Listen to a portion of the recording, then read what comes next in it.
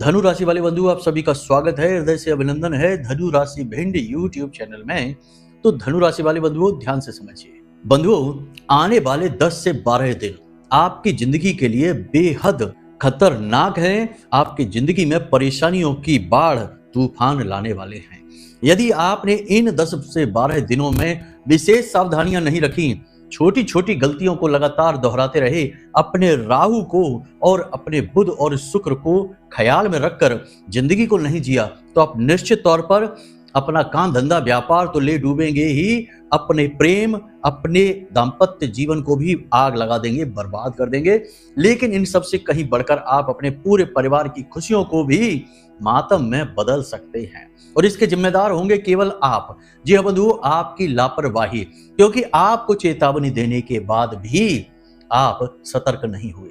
ये वही बात होगी कि लाख किसी को बताया कि आगे कुआं है, लेकिन वह नहीं माना और कुतर्क के वशीभूत होकर जाकर कुएं में डूब गया और अपने प्राणांत कर दिए। ऐसी भूल आपको नहीं करनी है।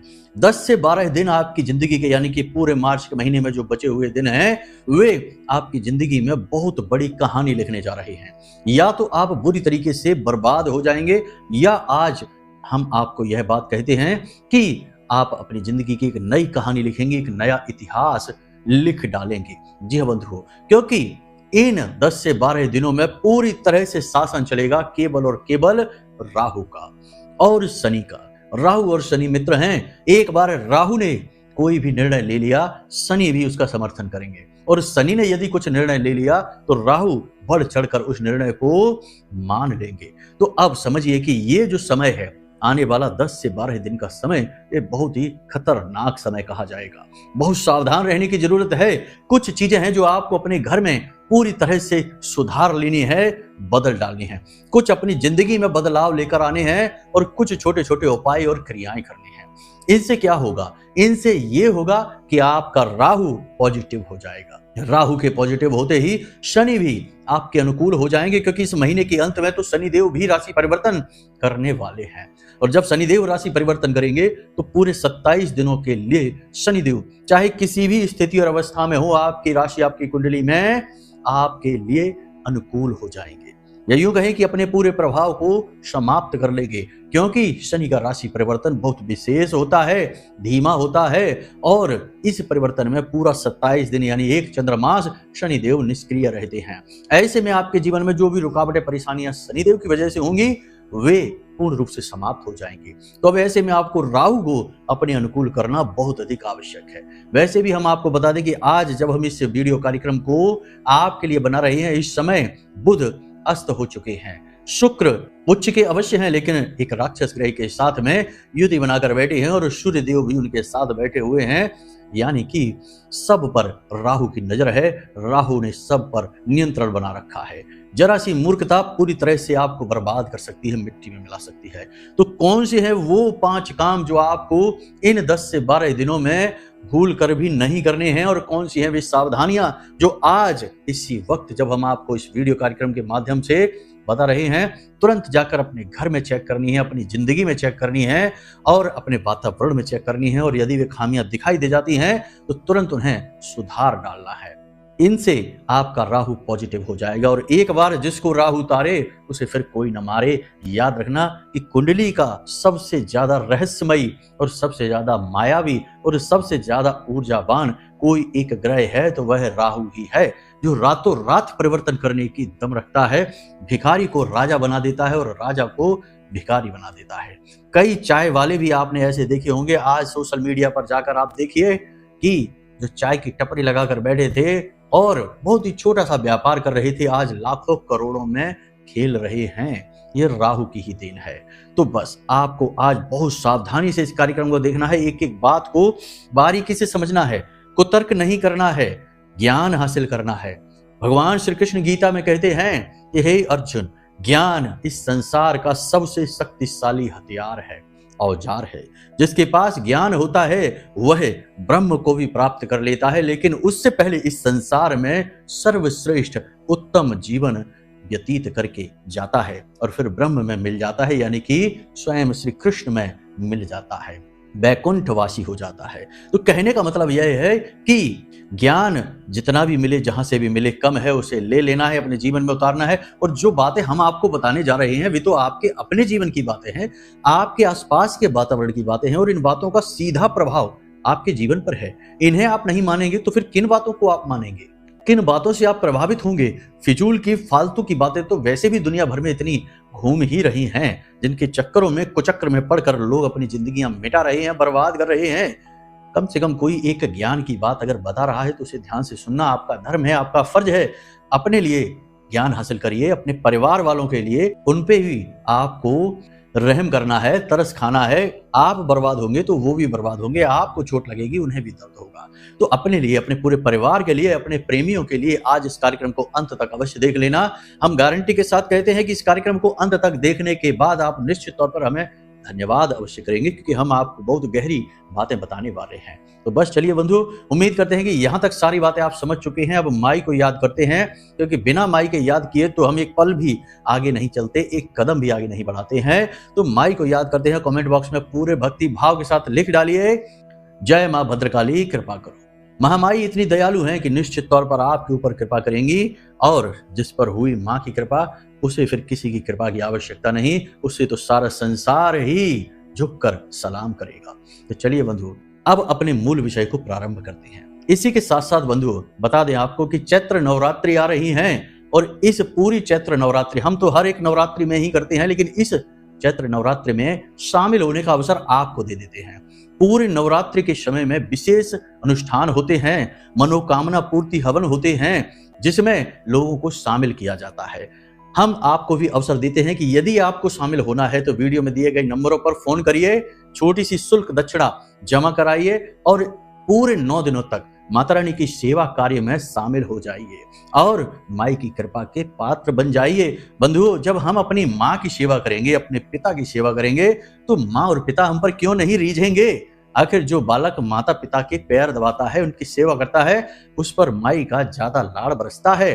भगवान श्री कृष्ण गीता में कहते हैं कि वैसे तो मैं इस संसार के हर एक जीव के लिए निस्वार्थ हूँ, हर एक के बारे में सोचता हूँ, भेद नहीं करता, लेकिन अपने भक्त के लिए मैं बिल्कुल स्वार्थी बन जाता हूँ और पूरा पूरा भेद करता हूँ। इसलिए भक्तों पर भगवान की विशेष कृपा होती ही है। अब यहाँ पर भी कुतर्क मत ले आना कि हम क्यों दे आपको पैसा, आपका व्यापार है। अगर ऐसी बुद्धि आपकी चलती है तो बिल्कुल मत देना। हम कोई आपको यहाँ पर निमंत्रण नहीं दे रहे हैं, यही एक अवसर है आपके लिए। अगर अपने कर्म, अपने जीवन और अपने परेशानियों और तकलीफों से मुक्ति चाहते हैं तो आगे आइए, वरना कोई बात नहीं, कार्य तो होगा ही, चाहे कोई आए या ना आए। ये दास तो माई का लगा ही है, लगा ही रहेगा। चलिए बंधु, अपने मूल विषय को शुरू करते हैं, ध्यान से सुनिए। प्यारे मित्रों, हमारे अत्यंत प्रिय और परम पूज्य अमिताचार्य जी के पास माँ बगलामुखी और माँ भद्रकाली की साधनाओं का वर्षों का अनुभव है, और माता रानी की इनके ऊपर पूर्ण कृपा और सिद्धि है। आचार्य जी ने अपने सटीक कुंडली विश्लेषण और श्रेष्ठतम उपायों के माध्यम से हजारों लोगों के जीवन को खुशियों से भरा है। आचार्य जी का कुंडली विश्लेषण और उपाय करवाने का तरीका इतना अद्भुत है कि जीवन के हर एक दुख और कष्ट का कारण जड़ से ही समाप्त हो जाता है। फिर समस्या चाहे जैसी भी हो, कर्जा बहुत बढ़ गया हो, व्यापार चल नहीं रहा हो, बीमारियों में आप बर्बाद हो चुके हो, रिश्तों में प्रेम समाप्त हो चुका हो, या फिर नौकरी ही ना मिल रही हो, विवाह में देरी होती हो, कैसी भी समस्या हो, इन समस्याओं का कारण क्या है, कौन सी महादशा परेशान कर रही है, कौन सा दोष लगा हुआ है, सब कुछ आचार्य जी इतना सटीक बताते हैं कि वर्षों वर्ष के दुख कुछ ही दिनों में समाप्त हो जाते हैं। अगर आपके जीवन में भी कोई ऐसी संकट की घड़ी है तो यही सही समय है जब आप पूज्य आचार्य जी के हाथों से अपनी कुंडली का विश्लेषण करवाएं और वर्षों से चल रहे दुखों और संकटों के इस चक्र से बाहर निकल जाएं। प्यारे मित्रों, अभी वीडियो में दिए गए नंबरों पर फोन करिए और अपनी कुंडली का श्रेष्ठतम आकलन करवा डालिए। जिंदगी बदलने का ये सबसे बड़ा मौका हाथ से मत जाने दीजिएगा।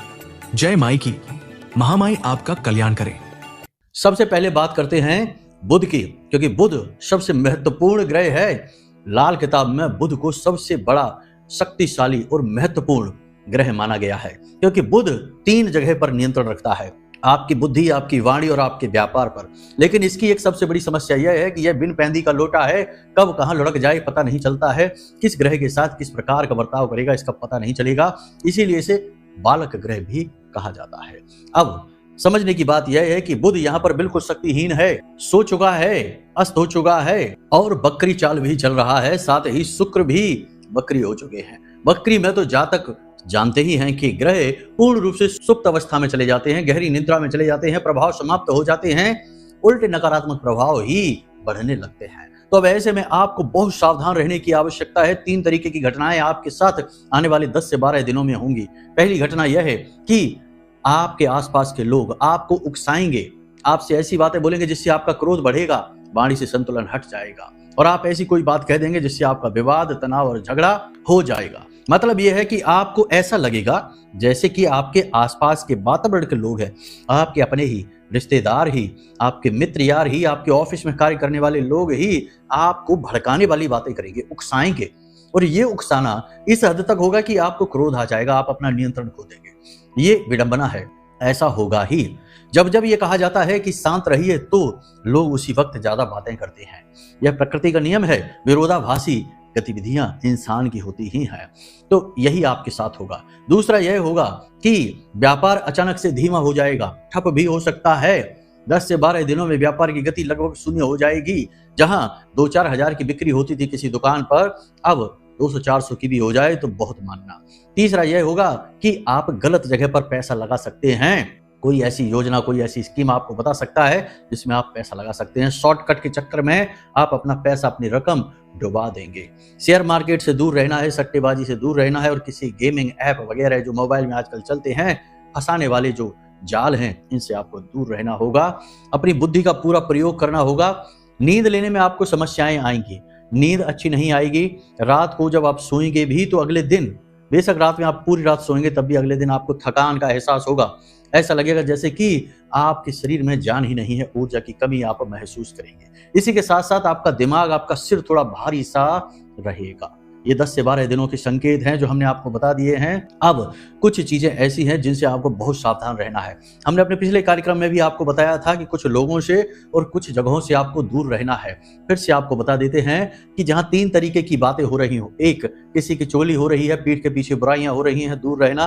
दूसरा धर्म का अपमान, भगवान का अपमान हो रहा है, दूर रहना। और तीसरा कहीं पर जुआ या फिर शराब पी जा रही है या कुकृत्य किए जा रहे हैं, वहां से आपको दूर रहना है, वरना नकारात्मकता आपके ऊपर बुरी तरह से हावी हो जाएगी।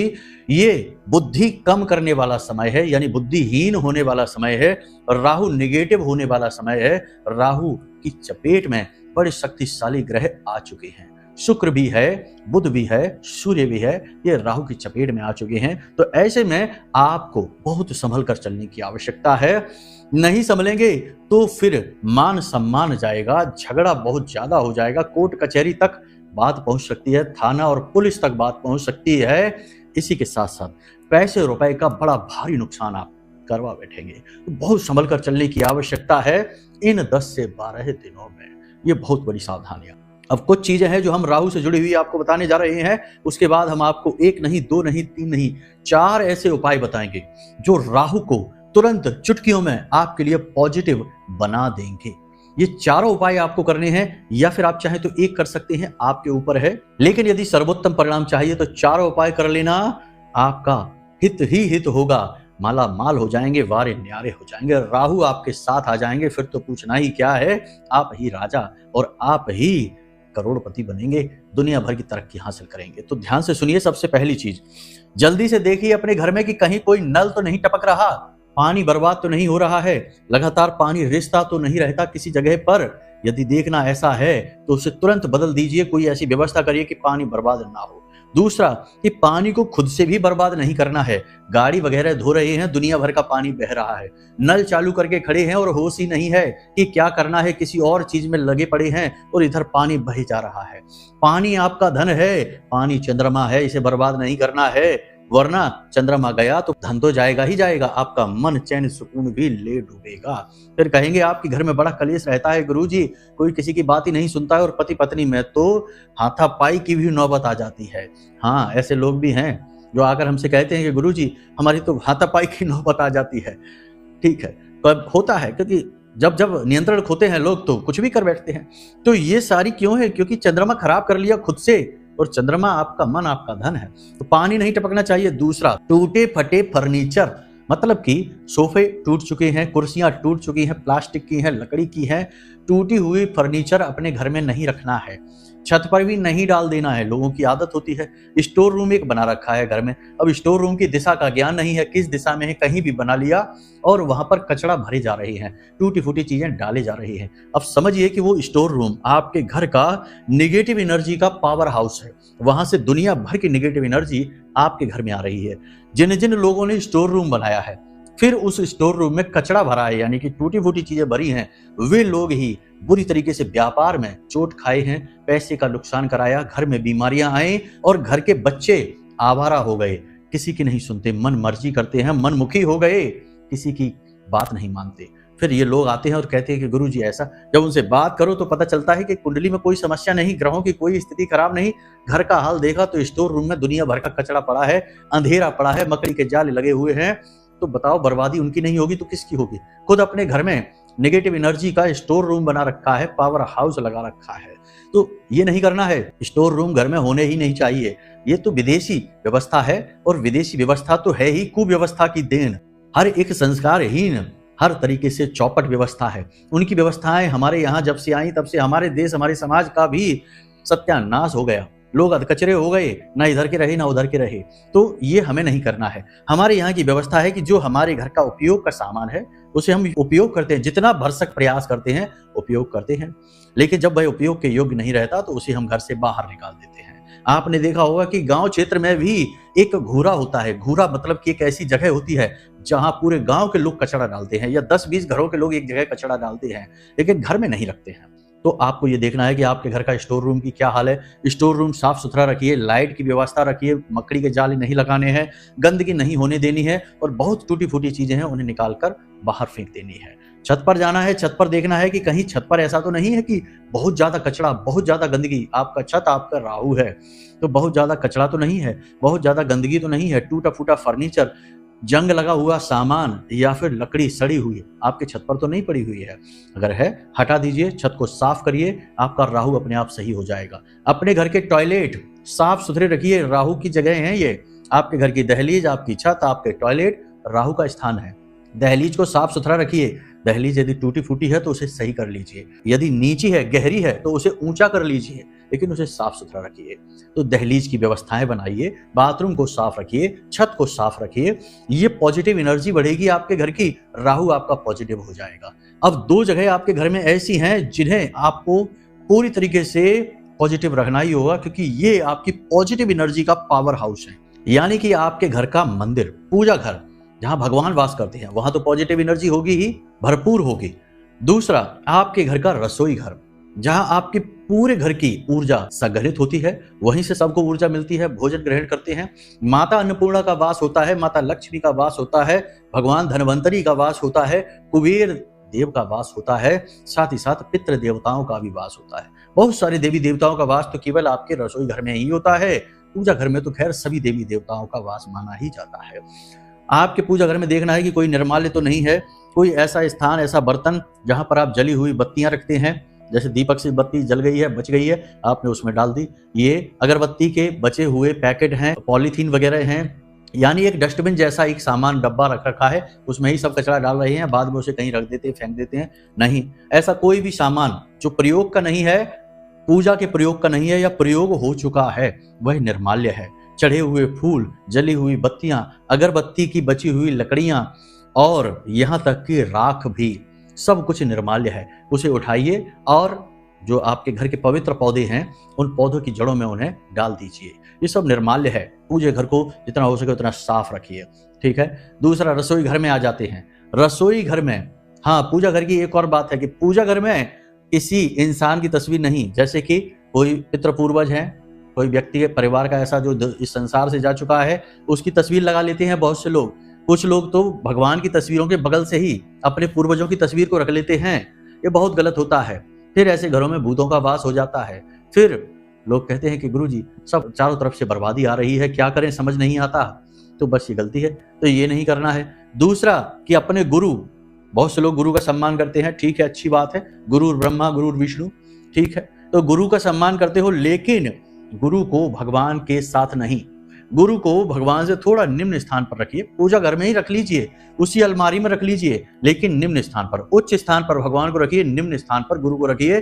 क्योंकि आपके गुरु आपके लिए भगवान है, लेकिन वो भगवान नहीं है, हैं तो वो भी इंसान ही, उन्होंने भी भगवान की साधनाएं की हैं, तब उन्हें इतना बल प्राप्त हुआ है, तेज प्राप्त हुआ है कि आप उन्हें गुरु मान रहे हैं। तो वो आपके लिए भगवान है, लेकिन सबके लिए भगवान नहीं है। लेकिन भगवान सबके लिए भगवान है, ना हमारे लिए, ना आपके लिए, सबके लिए। समझ में आई आपको बात? तो किसी इंसान को, चाहे वो आपके गुरु ही क्यों ना हो, भगवान के बराबर से नहीं बिठाना है हमको, थोड़ा सा नीचे रखिए उनको, बाकी आप उन्हें रख सकते हैं, पितृ पूर्वजों को नहीं। तो पूजा घर की ये व्यवस्था हो गई। अब देखना है आपके रसोई घर को। रसोई घर में माड़ा हुआ आटा नहीं रखा छोड़ना है, साथ ही साथ गंदगी नहीं रखनी है, जूठे बर्तन पड़े नहीं छोड़ने हैं, खास तौर से रात भर के लिए नहीं छोड़ने हैं, और रसोई घर को शुद्ध पवित्र रखना है। सबसे महत्वपूर्ण बात कि भगवान धन्वंतरी की एक तस्वीर लेकर आइए और उसे अपने रसोई घर की दक्षिणी दीवार में लगा दीजिए, थोड़ी ऊंचाई पर लगाना है। और भी यदि लाभ अधिक लेना है तो रसोई घर में जो आपका जल का पात्र है, यानी कि पानी जहां रखा जाता है जिससे लोग पानी पीते हैं, घड़ा है या कोई भी बर्तन है या फिर कोई फिल्टर वगैरह ही क्यों ना हो, पानी उससे लोग लेना चाहिए और पीना चाहिए। उस पात्र के ऊपर एक कटोरी में थोड़ा सा अन्न रखिए, यानी कि आप चावल रख सकते हैं, गेहूं रख सकते हैं, और उसके ऊपर आप एक दीपक गाय के घी का प्रतिदिन शाम के समय जला दीजिए। संपूर्ण देवी देवता प्रसन्न हो जाते हैं, पितृदेव बहुत ज्यादा प्रसन्न होते हैं और आशीर्वाद देने लगते हैं। माता लक्ष्मी सीधी खिंची चली आती हैं रसोई घर की ओर। एक और खास बात आपको बता दें, शिवपुराण की कथाएं कहती हैं कि यदि रसोई घर में कुछ मीठा रखा जाए, यानी कि कोई मीठा, जैसे कि मिठाई है, बर्फी है, पेड़े हैं, कुछ भी यदि रसोई घर में थोड़ा सा मीठा रखा जाए तो माता लक्ष्मी सीधे आपके रसोई घर में आ जाती हैं, क्योंकि माँ लक्ष्मी को मीठा बहुत अधिक प्रिय है। तो ये एक छोटी सी क्रिया है, इसे भी आप कर सकते हैं। इन 10 से 12 दिनों में आप इन क्रियाओं को करेंगे, आपको गजब के परिणाम प्राप्त होंगे। फिर से हम कहते हैं कि सावधान रहिएगा। इस 10 से 12 दिनों में आपके जीवन में बहुत सारी गलत घटनाएं हो सकती हैं। लोग आपको फंसाने का, आपको उलझाने का बहुत प्रयास करेंगे। आपका पैसा, आपकी धन संपत्ति, आपकी ऊर्जा और आपके स्वभाव का शोषण करने की पूरी कोशिश करेंगे। समझदार रहेंगे तो बचे रहेंगे। याद रखना है कि भावनाओं से होकर निर्णय नहीं लेना है, भावुकता से निर्णय नहीं लेना है। जो व्यवहारिक है, जो सही है, वही निर्णय लेना है।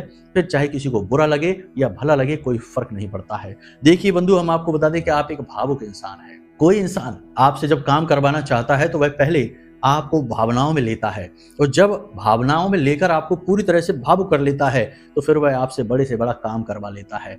बहुत सारे आपके आसपास ऐसे लोग हैं जो आपकी इस कमजोरी को अच्छी तरह से जानते हैं, भाप चुके हैं। तो जब उन्हें आपसे कोई काम करवाना होता है तो वह इसी ट्रिक का प्रयोग करते हैं, इसी तरकीब का उपयोग करते हैं और आपसे काम निकलवा ले जाते हैं। आप बाद में ठगे से खड़े रह जाते हैं कि ये क्या हो गया। तो सावधान रहिएगा, ऐसा आपके साथ अब होगा इस समय पर, ठीक है। नकारात्मक चीजों की तरफ आपका ध्यान आकर्षित हो सकता है, किसी प्रकार का प्रेम प्रसंग शुरू हो सकता है, किसी प्रकार का प्रस्ताव आपको मिल सकता है, और आप खुद भी नकारात्मक चीजों की तरफ अति आकर्षित होंगे, क्योंकि यह राहु का समय चल रहा है। तो सावधान रहना। कोई भी नई प्रॉपर्टी, नया वाहन, नया कीमती सामान आपको इन 10 से 12 दिनों में नहीं लेना है, इस बात का विशेष ख्याल रखना है। जो भी प्लानिंग है आपकी, उन्हें बाद में करें, अभी फिलहाल के लिए टाल दें इन प्लानिंग्स को। तो यहाँ तक आपने सारी बातें समझ ली। आप बात कर लेते हैं राहु देव के 4 विशेष उपायों की। सबसे पहला उपाय, आज आप जब इस कार्यक्रम को देख रहे हैं, सुन रहे हैं, आज ही इस उपाय को करिए। यदि रात्रि है तो कोई बात नहीं, कल कर लेना। एक नीले रंग की प्लास्टिक की डिब्बी या कोई कटोरा प्लास्टिक का नीले रंग का आपको लेना है और उसमें नील भरनी है। नील आप जानते ही होंगे, बाजार में मिलती है, पाउडर वाली नील आती है। वैसे लिक्विड वाली नील भी आती है, लेकिन आप पाउडर वाली नील लेकर आएंगे, वही राहु का प्रतीक होती है। तो वही आपको नील लेकर आनी है बाजार से, और आपको वह नील उस कटोरी में भर के और रख देनी है। कहाँ रखेंगे आप रखेंगे जो दक्षिण दिशा है, ध्यान से सुनिएगा, जो दक्षिण दिशा है और जो पश्चिम दिशा है, उस दक्षिण और पश्चिम दिशा के ठीक बीचों बीच जो कोण बनता है वह राहु का कोण होता है, उसे नैऋत्य कोण कहते हैं। माता लक्ष्मी का भी वही कोण होता है।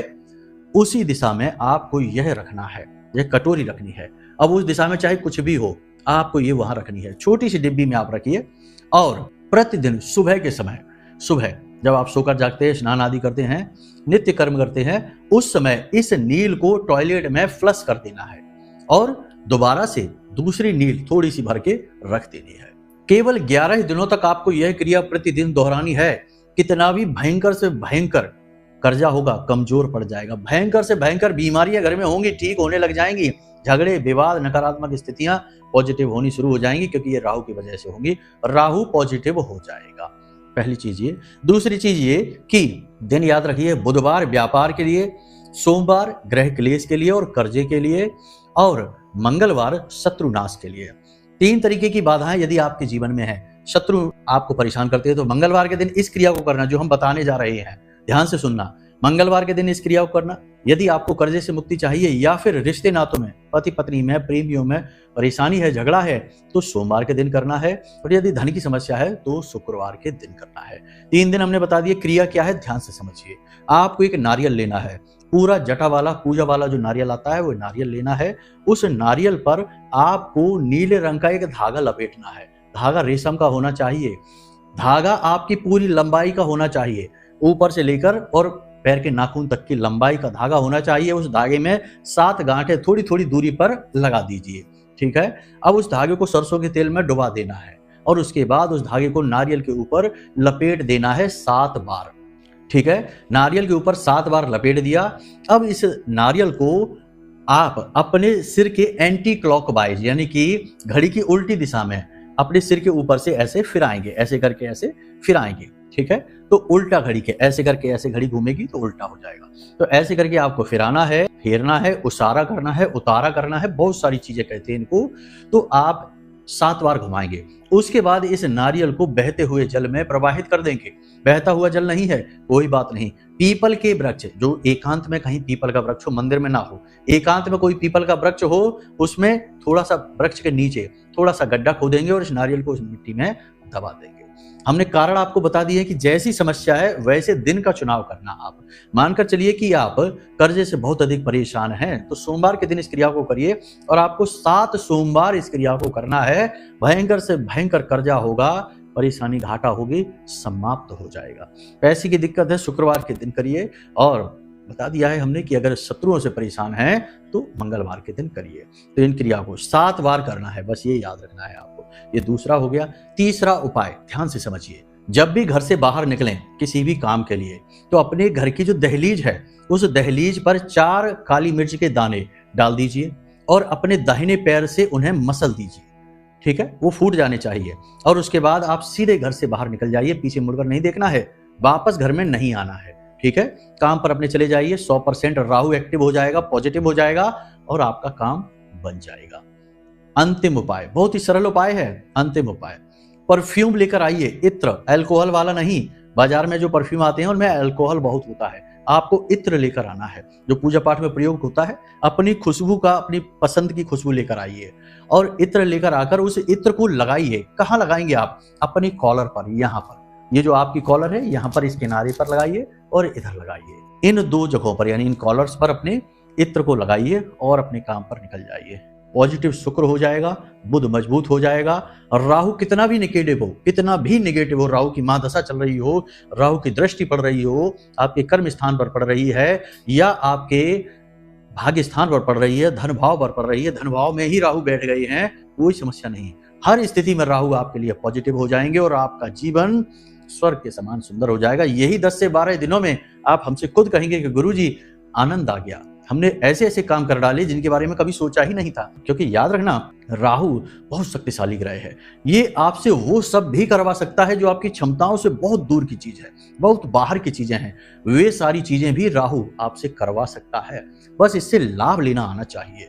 हमने उपाय आपको बता दिए, सावधानी आपको बता दी, क्रियाएं आपको बता दी, सारी बातें आपको स्पष्ट तौर पर बताई हैं। आपको बस इन बातों को अब अपने जीवन में उतारना है। तो बस इन क्रियाओं को अपने जीवन में उतारिए और अपने हाथों से अपने जीवन को खुद बदल डालिए। अब यहाँ पर भी कुछ कुतर्की आकर उल्टी सीधी बातें सोचेंगे और बातें करेंगे, उनसे बस हमारा इतना सा कहना रहेगा कि तुलसीदास बाबा ने रामचरितमानस में पहले ही लिख दिया है कि फूलें फरे न बैत, जदपि सुधा बरसै जलद, और मूर्ख हृदय न चेत, जो गुरु मिले बिरंच सम।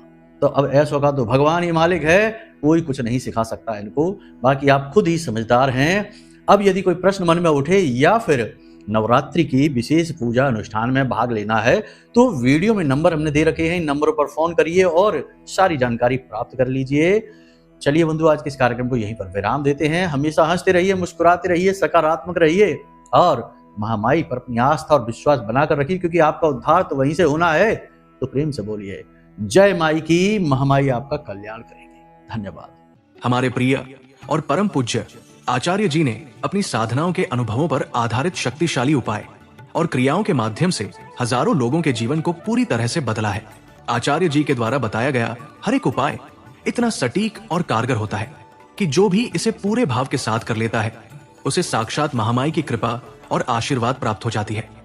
इसलिए निसंकोच इन उपायों को पूरे भाव के साथ करिए, आपका कल्याण होगा। जय माई की।